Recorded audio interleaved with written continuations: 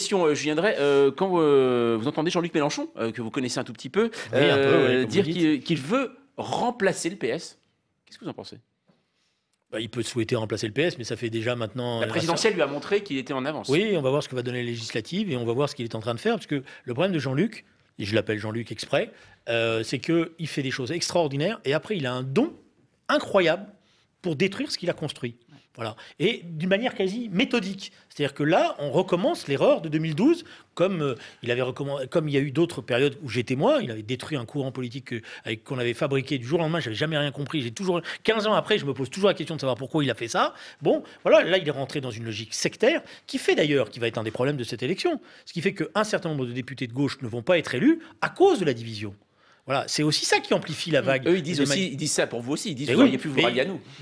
Mais on était prêts à discuter. Il n'a pas voulu discuter. Il n'a pas voulu discuter avec nous, mais il n'a même pas voulu discuter avec les communistes qui avaient apporté les signatures pour être candidat à l'élection présidentielle. Ça veut dire un enfermement sectaire.